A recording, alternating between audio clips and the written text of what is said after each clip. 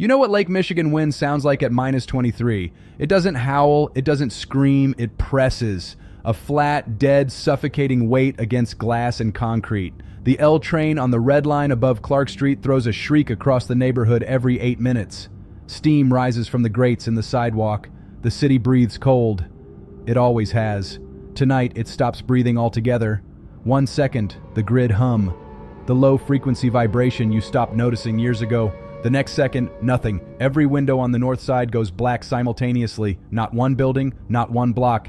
Every building, every block. The L train, mid-run between Belmont and Fullerton, locks its brakes and sits dark on the elevated track with 300 people inside and no heat and no communication. Michigan Avenue loses its reflection in the lake. The magnificent mile becomes a canyon of dead glass. You think transformer fire. You think ice on a line somewhere. You think ComEd will fix it. You are already dying. You just don't know the timeline yet. I spent 2 decades doing one thing: stopping kinetic threats, tracking radar signatures, plotting intercept solutions, Herbal, 2014, CRAM batteries watching the night sky above Harir Air Base, the acoustic signature of cheap Iranian-made kamikaze drones that cost less than a used motorcycle, Negev, 2025, THAAD batteries in the desert heat, tracking ballistic re-entry vehicles at Mach 8 across the upper atmosphere. There is a brutally clean mathematics to stopping a missile. You measure, you calculate, you fire. The physics either work or they don't.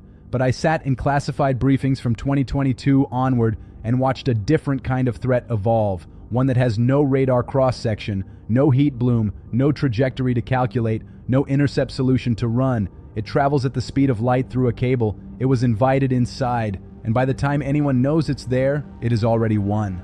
That is what hit Chicago tonight. Here is the mechanism, not the policy, the mechanism. North Korea's Reconnaissance General Bureau runs what the public calls the Lazarus Group.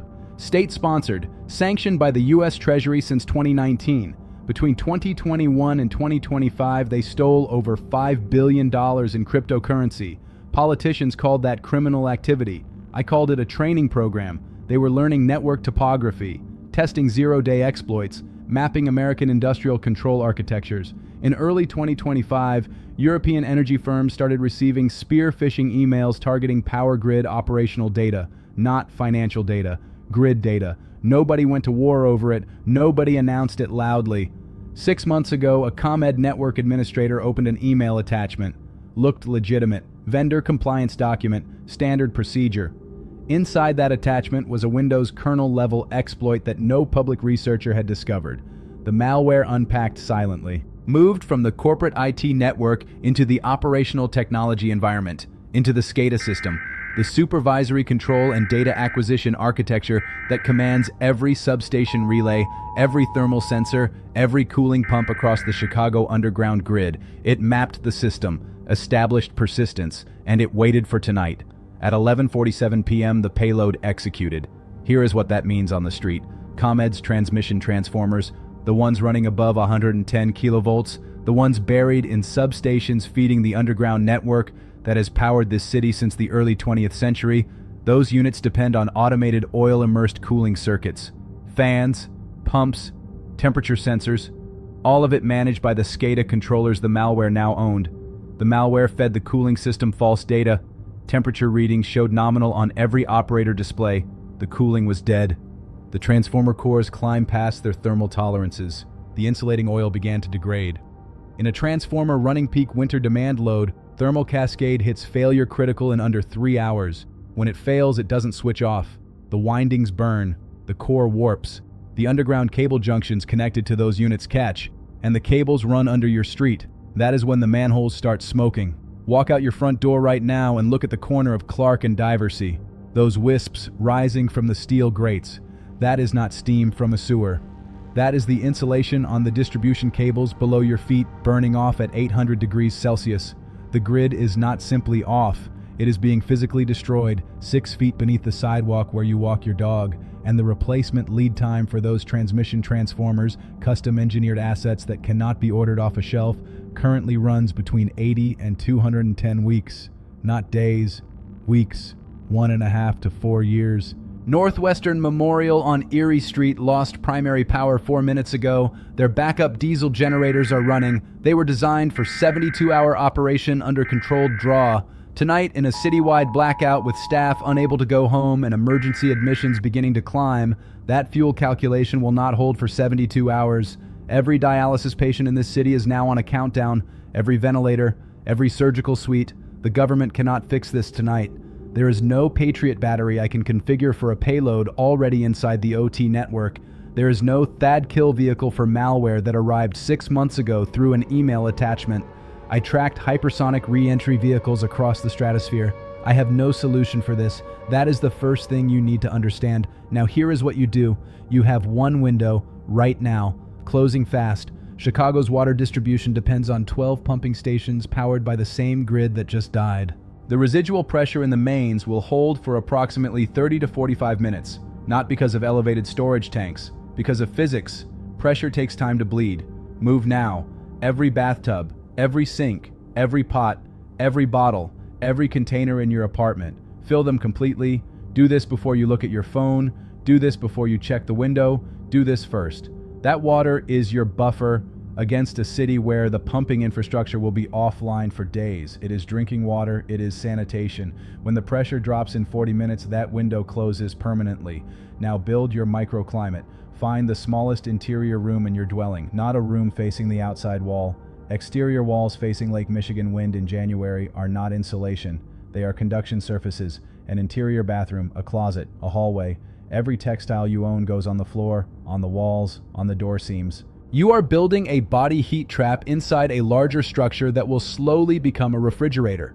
2 people in a sealed interior space generate enough thermal output to delay hypothermia by hours compared to an open apartment. Elderly neighbors, young children. If they are nearby, consolidate now. Before it gets worse, do not burn anything for heat inside a sealed space. Camping stove, propane heater, charcoal. These produce carbon monoxide, colorless, odorless. In a sealed microclimate environment, it accumulates to lethal concentration in under an hour. You will not feel it. You will simply stop waking up. I have seen what that looks like. Do not do it. Now the part nobody wants to hear. By hour 6, the streets will have changed. McCormick Place is open. The warming centers are real. I am not telling you to ignore them. I am telling you that the route between your apartment and McCormick Place at hour 12 of a grid-down blackout in a Chicago January is not the same city you drove through this morning. The expressways filled within 90 minutes, the Eisenhower, the Kennedy, the Dan Ryan. Vehicles ran out of fuel because gasoline stations pump electrically. No grid, no fuel. Those cars are now obstacles. Fixed, frozen, abandoned obstacles between you and any destination. Some of those drivers are still in them. The streets are not safer. A city of 2.7 million people losing heat simultaneously produces a specific kind of desperation by hour 8. The pharmacies on Clark Street have locked their doors, but their windows are glass. The liquor stores and corner markets close fast. The ones that didn't are not safe to approach. This is not a political statement. This is crowd behavior physics under resource scarcity. If you must move, move in the first 2 hours or do not move until official convoy operations begin. The in-between is the killing zone. If you move early, travel light, travel fast, travel in a group of no fewer than 3. Know your route before you open the door. Do not use expressways. Use the parallel surface streets. Halstead, Clark, Ashland. Shorter blocks, more cover, more options to divert. Dress for the temperature as if you are spending the night outside, because you may be spending the night outside. Layers against your skin, not bulk. Keep your hands free. The Illinois National Guard will establish convoy corridors to warming centers beginning at operational hour 18 to 24. Wait for those corridors if you can survive waiting. The math is this. If your microclimate holds your interior space above 10 degrees Celsius, waiting is the superior survival decision. If it cannot, movement becomes necessary and the calculation shifts to minimizing exposure time, not optimizing destination comfort. I spent a career stopping threats I could see on a radar screen. I calculated intercept solutions for objects moving at thousands of meters per second. I was good at it. The system was good at it. The threat that hit Chicago tonight never appeared on any radar I know how to read. The payload was inside the perimeter before anyone in this government acknowledged there was a perimeter to defend. And the physical consequence is the same as any weapon I ever tracked. People dying in the cold because the infrastructure they depended on was destroyed by an adversary who studied it longer than anyone in power was willing to admit. Fill the containers, build the room, move early or move with the convoy, no open flames. The cold follows physics. The burned transformer does not come back for years. I'm the interceptor.